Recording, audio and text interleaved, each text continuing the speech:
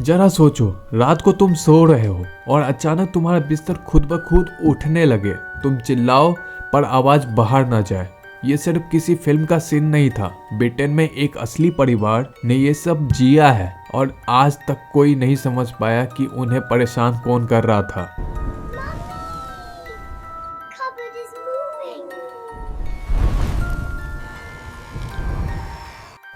आज मैं तुम्हें ब्रिटेन की उस सच्ची घटना की कहानी सुनाने जा रहा हूँ जो दुनिया के सबसे डरावने मामले में गिनी जाती है। पुलिस ने देखा, बीबीसी ने रिकॉर्ड किया और दुनिया के सबसे बड़े पैरानॉर्मल एक्सपर्ट ने मान लिया कि इस घर में सच में कुछ था। ये कहानी है द एनफील्ड पोल्टरगेस्ट की।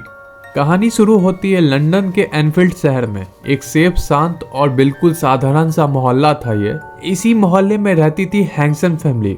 पैगी हैंगसन, एक अकेली माँ और उसके 4 बच्चे, मार्गरेट, जेनेट, जॉनी और बिली। घर जरूर छोटा था लेकिन वो खुश थे।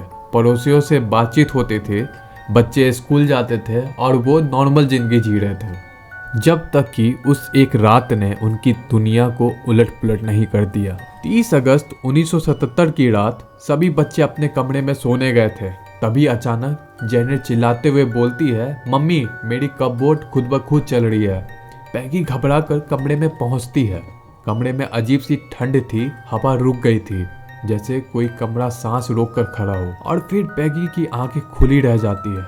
एक भारी लकड़ी की अलमारी धीरे धीरे आगे बढ़ रही थी, जैसे अदृश्य हाथ उसे धक्का दे रहा हो। पैगी ने अलमारी को हाथ रख कर रोका पर अलमारी धड़ाम से दीवार से टकरा गई। वो रात बस शुरुआत थी। अगली रात कमरे की दीवारों से ठक ठक ठक की आवाज आ रही थी। पैगी ने डर कर कहा, कौन है? और तुरंत उतनी ही बार ठक ठक ठक की आवाज वापस आई, जैसे दीवारों के अंदर से कोई सुन रहा हो और जवाब दे रहा हो। बच्चे अब तक माँ से चिपक गए थे, किसी की भी हिम्मत नहीं थी आंख भी झपकाए। तीसरी रात बच्चों के बिस्तर हिलने लगे, हल्के से नहीं बल्कि जैसे किसी ने नीचे से धक्का दिया हो। कबर्ड, दरवाजे सब अपने आप हिलने लगे थे। कमरे में किसी के कदमों की आवाज आने लगी पर कोई नजर नहीं आ रहा था। पैगी ने पुलिस को बुलाने का फैसला किया। फिर पुलिस वहां आती है। सबने वहां घर चेक किया, कुछ नहीं मिला। लेकिन फिर इंस्पेक्टर वैलेरी की नज़र सामने रखी एक चेयर पर गई।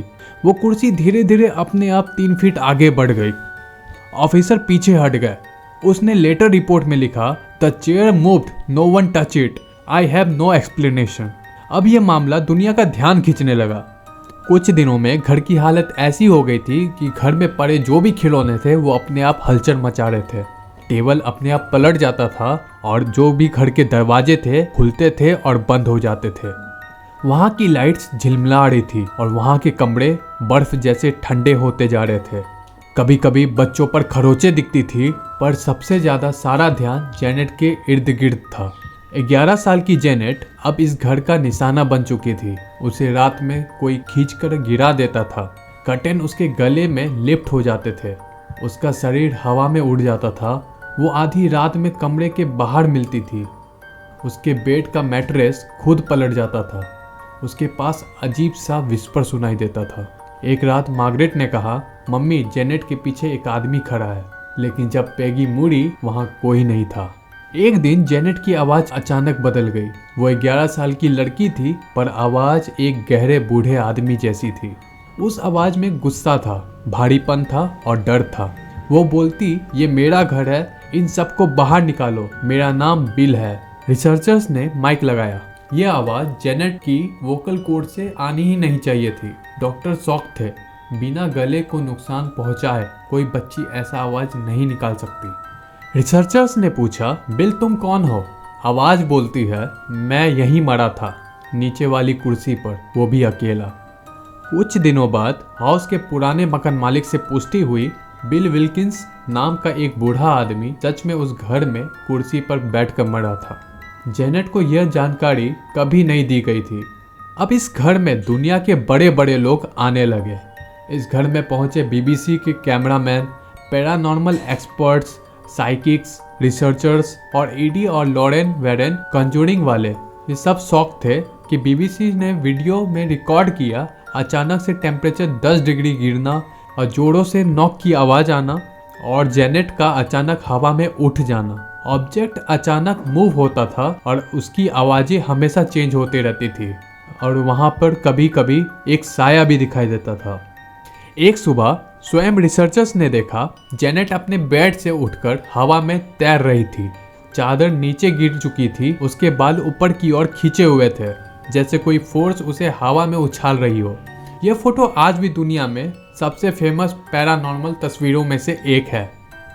साल 1977 से 1979 में यह घर एक बैटलफील्ड बन गया था और ये फैमिली 2 साल तक उस नर्क में फंसी रही। आखिर वो फैमिली कैसे बची और ये चीज़ें कैसे ख़त्म हुई? तो साल 1980 में एक्टिविटी धीमे धीमे कम होने लग गई। लगता था कि वो चीज़ अपना दिलचस्पी खो चुकी है। जेनेट ने कहा उसने हमें छोड़ नहीं दिया, बस चुप हो गया है। वो आज भी कहती है कि कभी कभी वो प्रेजेंस उसे फॉलो करती है। आखिरकार कोई भी नहीं जान पाया कि वहाँ क्या था।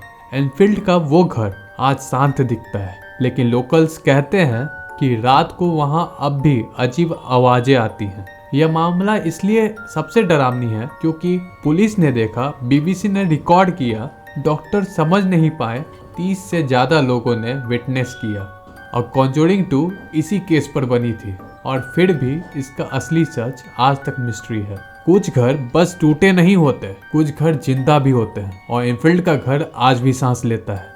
तो गाइस, मैं एक सजेशन देना चाहता हूँ कि आप उस जगह जाओ और एक्सप्लोर करो। देखो, मुझे तो डर लगता है तो मैं उस डरावने जगह पे तो जाऊंगा नहीं। आप जाओ, एक्सप्लोर करो, मुझे कमेंट में बताना कि आखिर हुआ क्या। अगर कोई हॉरर सीन होता है तो मैं उस पर वीडियो बना दूंगा। थैंक्स फॉर वॉचिंग, अपना ख्याल रखना।